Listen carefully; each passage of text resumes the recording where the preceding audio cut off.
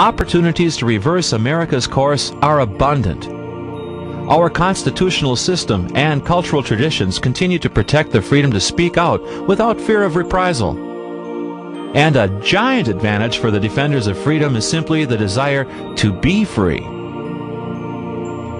At the same time, the internationalists fear an aroused and organized American public.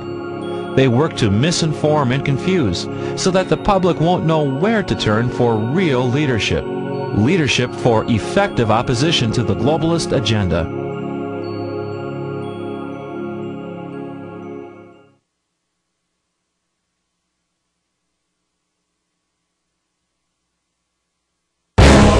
Rather than cutting at the ever-expanding branches of UN programs, wielding a sharp axe to the root of the UN tree would assure a more permanent result. In this case, the root of that tree is United States membership in the UN. U.S. withdrawal would stop the UN's subversion of our nation and ultimately cause the UN to wither and die. Serving as the axe is the House of Representatives. It has the power to kill U.S. membership in the UN simply by refusing to fund any part of the UN program. A majority of 218 votes could effectively get us out of the UN. In 1997, the first measure calling for the termination of the United States membership in the United Nations came before the House. 54 representatives voted in favor. 2 years later, 74 representatives voted to cease all funding to the UN. At present, the remainder of the House lacks the backbone to resist the influence of the internationalists. The key to changing that condition, however, is taking place in communities across America. What is well understood by the internationalists is the power of organization. It's why they've invested so much effort building it. In turn, those who cherish freedom must also organize in order to maximize their impact. And that's what this starter kit is designed for. Vice President of the John Birch Society, Tom Gow. Congressmen are focused on job security and getting reelected.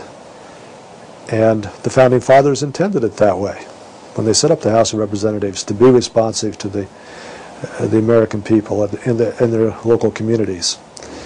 And the internationalists know that, and that's why they've invested so much time in trying to gain influence in the organs of mass communication so they can influence that public opinion. And it's very difficult for the congressmen to fight that influence, fight the heat and the emotion that's generated in the nightly news and whatnot, unless they have some means or see a voice for sanity that's reaching their constituents. And that's one of the roles of the John Birch Society, or a primary function of the John Birch Society, is to provide that voice. Informed constituent pressure is essential in order for Congress to sever UN ties. CEO of the John Birch Society, G. Vance Smith. We have a great campaign. We have all kinds of tools. We have wonderful pamphlets that will really help people to understand what's going on. We have billboards, books, videos, all kinds of important things relative to this campaign, tools for this campaign. But those are not the campaign. The objective of the campaign is to change the individual, to help the individual understand how important their freedom is, and the fact that they're going to have to do something about it. The only way there's going to be change is when the American people, individually, one at a time, wake up and do something. So our campaign is to empower people under organized leadership to work together to bring about this change. With that kind of pressure that they can put on the members of the House of Representatives, upon their own congressmen, they can bring about change. But there has to be a concerted action program. Ultimately, the outcome is determined by the inspired action of individuals across this great land.